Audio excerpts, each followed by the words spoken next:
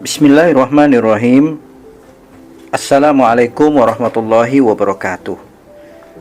Alhamdulillah, puji syukur kehadirat Allah Subhanahu wa Ta'ala yang telah memberikan nafas kehidupan ke kita semua, dan sholawat kepada Nabiullah, junjungan kita Nabi besar Muhammad Sallallahu Alaihi Wasallam. Semoga ilmu yang diberikan kepada kita bermanfaat bagi kita semua. Pada kesempatan ini kita akan mengulas lebih jauh mengenai bagaimana menyusun proposal penelitian tindakan kelas. Ya, kita bersyukur telah merampungkan pemahaman kita tentang penelitian tindakan kelas dengan berbagai perangkatnya, mulai dari menyusun latar belakang masalah, menyusun kajian teoritik, kemudian memilih metodologi yang tepat. Pertemuan ini akan mengaplikasikannya, bagaimana menyusun proposal penelitian tindakan kelas. Karena sering banyak orang bertanya, lalu setelah teorinya kita ketahui, bagaimana menyusun usulan proposal penelitian tindakan kelas yang baik?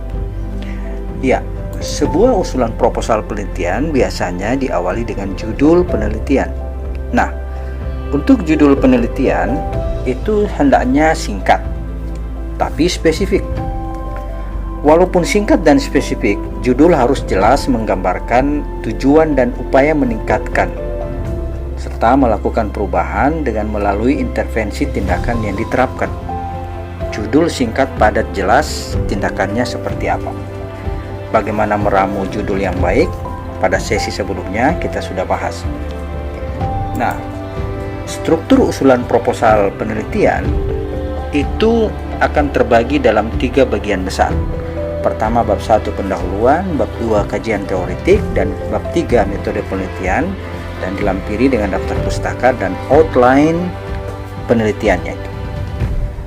Pada bab 1 pendahuluan, ini memuat tentang latar belakang masalah, kemudian identifikasi masalah, serta rumusan masalah, tujuan penelitian, dan manfaat penelitian. Pada bagian latar belakang masalah, ini akan menarasikan tentang latar belakang permasalahan yang timbul. Perlu dikemukakan alasan yang masuk akal, rasional, argumentasi tentang pentingnya pemecahan masalah melalui intervensi tindakan, serta perubahan apa yang ingin dilakukan. Ini yang akan ditulis di latar belakang masalah. Juga di latar belakang masalah ini perlu dideskripsikan gambaran situasi yang ada, dan perlu diubah setelah melakukan refleksi awal untuk mengungkapkan adanya permasalahan yang penting.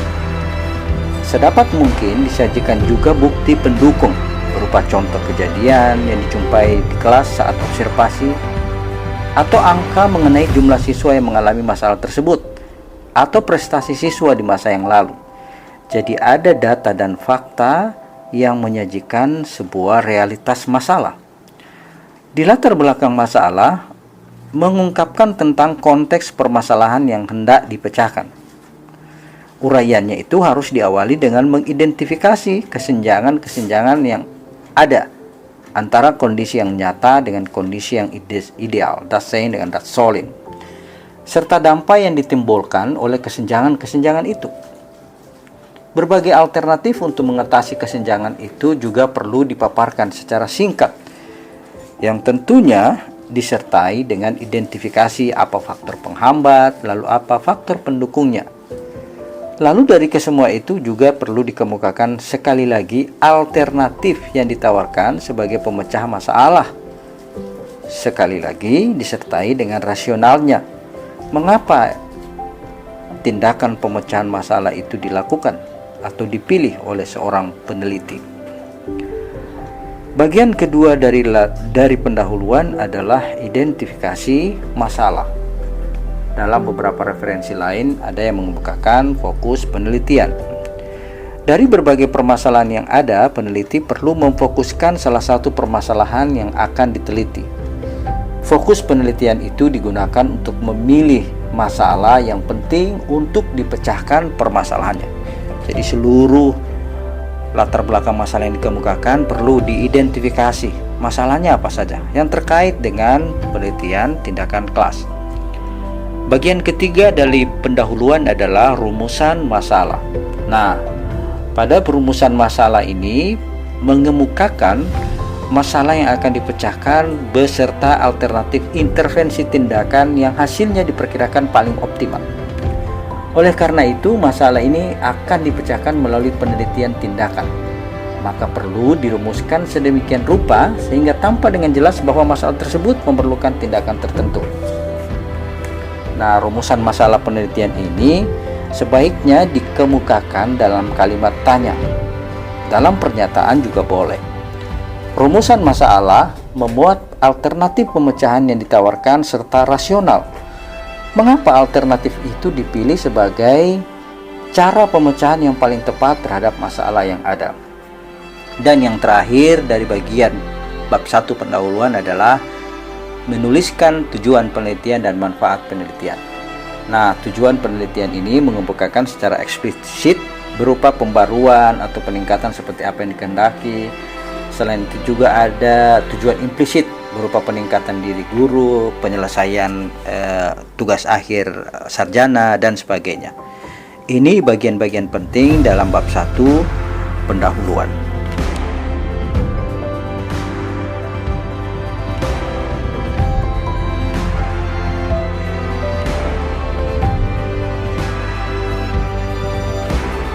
Setelah kita menyusun bab 1 yang memuat tentang latar belakang masalah, kemudian identifikasi masalah, rumusan masalah, selanjutnya tujuan dan manfaat penelitian, maka kita selanjutnya akan menyusun kajian teoritik. Kajian teoritik ini biasanya dicantumkan pada bagian bab 2. Pada bagian bab 2 ini kita akan menuliskan pada bagian-bagian penting. Pertama, hakikat variabel yang kita pilih.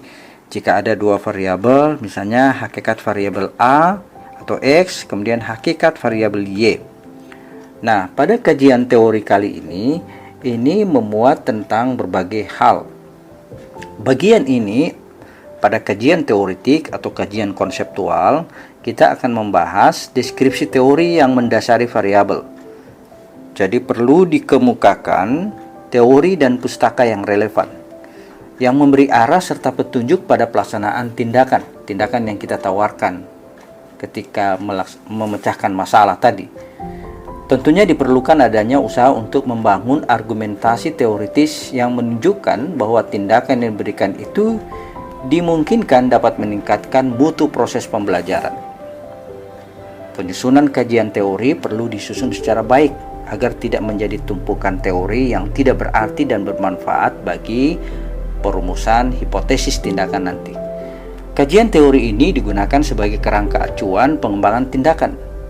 Kerangka acuan disusun berdasarkan kajian berbagai aspek teoritik dan empiris yang tentunya terkait dengan permasalahan dan upaya yang akan ditempuh untuk memecahkan. Uraian-uraian dalam bab ini menjadi landasan teoritik. Mengapa masalah itu perlu dipecahkan dan mengapa cara pengembangan tindakan tersebut dipilih?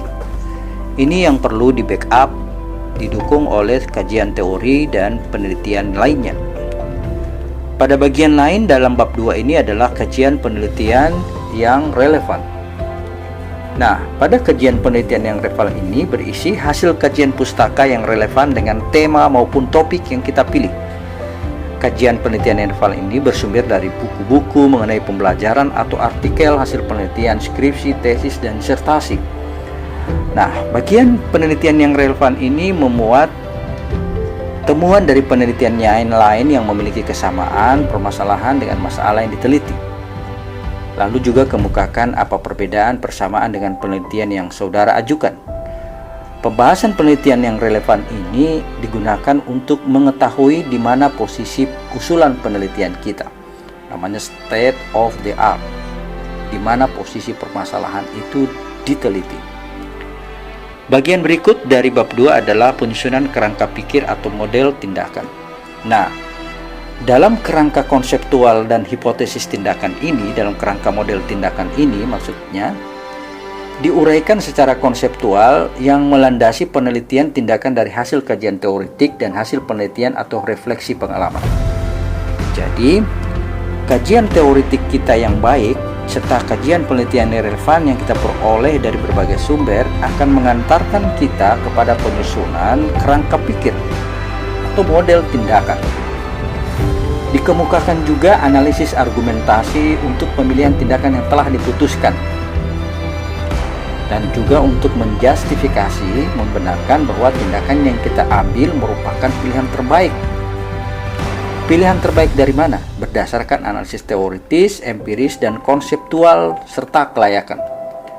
Nah, pada bagian terakhir, kita akan menggunakan hipotesis tindakan.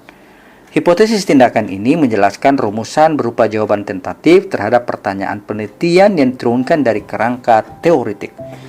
Pada usulan proposal lain, biasanya hipotesis tindakan ini tidak diperlukan, tapi di sini kita perlu kemukakan.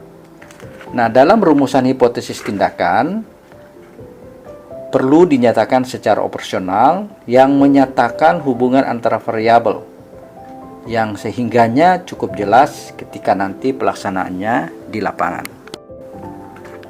Nah, bagian yang cukup penting dalam pelaksanaan penelitian tindakan kelas, terutama ketika Anda mengusulkan proposal penelitian, adalah memilih metode penelitian yang handal. Nah, pada bab 3 metode penelitian, bagian-bagian penting yang dikemukakan antaranya adalah: pertama, bagaimana rancangan dan prosedur penelitian tindakan. Lalu apa indikator kinerja tindakan itu berhasil? Bagaimana dengan setting penelitian? Lalu bagaimana tentang instrumen dan sumber pengumpulan data? Bagaimana dengan keabsahan tindakan? Lalu bagaimana tentang teknik analisis data? Pada bagian rancangan dan prosedur tindakan, usulan proposal penelitian, pada bagian ini peneliti menjelaskan siklus yang dirancang dalam penelitian. Nah, siklusnya tentunya memenuhi siklus 1, 2, dan 3 yang setiap siklus ada perencanaan, ada pelaksanaan, ada pengamatan, ada refleksi. Nah, pada bagian juga rancangan ini perlu dikemukakan desain tindakan. Dalam bagian ini, peneliti menjelaskan tentang apa, mengapa, kapan, di mana, oleh siapa, dan bagaimana tindakan tersebut dilakukan. Nah, mengenai prosedur tindakan juga demikian. Dijelaskan tahapan dalam melaksanakan tindakan. Setiap tahapan dijelaskan apa yang dilaksanakan, lalu bagaimana pelaksanaannya. Ini menjadi penting. Pada indikator kinerja, perlu dikemukakan apa ukuran keberhasilan ketika tindakan itu dilakukan. Biasanya untuk mengukur hasil belajar, kita menggunakan KKM, kriteria ketuntasan minimal, atau menggunakan indikator lain sebagai pengukur terhadap proses tindakan yang telah kita lakukan. Berikutnya adalah setting penelitian. Setting penelitian menginformasikan tentang situasi dan kondisi real yang terjadi di ruang kelas, apa adanya. Jadi apa yang diamati di ruang kelas perlu diinformasikan dalam proposal penelitian. Seperti apa kondisinya. Yang lain adalah tentang instrumen dan sumber pengumpulan data. Instrumen dan sumber pengumpulan data ini menjadi penting. Instrumennya, misalnya kita perlu melihat kategori-kategorinya, jenis instrumennya yang digunakan apa, kemudian sumber datanya menjelaskan siapa dan apa yang menjadi sumber dalam hal penelitian. Lalu yang berikutnya dalam metode penelitian adalah tentang keabsahan tindakan. Ini yang menjadi hal penting dalam meyakinkan bahwa penelitian tindakan kelas dilakukan secara objektif sesuai dengan kaedah-kaedah ilmiah. Karenanya keabsahan data perlu dikemukakan. Perlu kita mengemukakan telaah model tindakan, menjelaskan teknik yang digunakan dalam melakukan telaah, serta validitas data dan reliabilitas data. Validitas data menjelaskan teknik yang digunakan untuk memastikan data yang diperoleh benar-benar valid, dan reliabilitas mengukur keajegan. Bagaimana data itu bisa digunakan, instrumen itu bisa digunakan ke bagian-bagian yang lebih baik. Bagian terakhir dan metode penelitian adalah teknik analisis data. Nah, pada bagian teknik analisis data ini menjelaskan teknik dan kriteria analisis yang digunakan untuk menganalisis data. Jika Anda menggunakan pendekatan kuantitatif, berikan alasannya. Lalu juga kualitatif, apa argumentasinya? Jika Anda menggunakan kedua-duanya, juga apa argumentasinya? Nah, pada hal analisis data perlu dikemukakan hal-hal penting yang perlu dianalisis dan dilakukan upaya untuk melakukan refleksi. Bagian terakhir dari usulan proposal penelitian adalah pencantuman daftar pustaka dan outline penelitian tindakan kelas. Outline penelitian tindakan kelas ini menginformasikan secara keseluruhan hingga pada bab penutup bagaimana penelitian ini akan disampaikan secara keseluruhan dari bagian hasil hingga penutup. Perlu juga melampirkan lampiran-lampiran. Lampiran-lampiran itu berupa RPP, perbaikan, silabus, informasi data guru, siswa, dan sebagainya. Ini bagian-bagian penting dalam penyusunan proposal penelitian tindakan kelas. Semoga ada manfaatnya, dan untuk memperlancar dan meningkatkan kemampuan penelitian tindakan kelas, kita dapat melihat beberapa contoh yang sebagaimana diinformasikan pada pertemuan-pertemuan selanjutnya.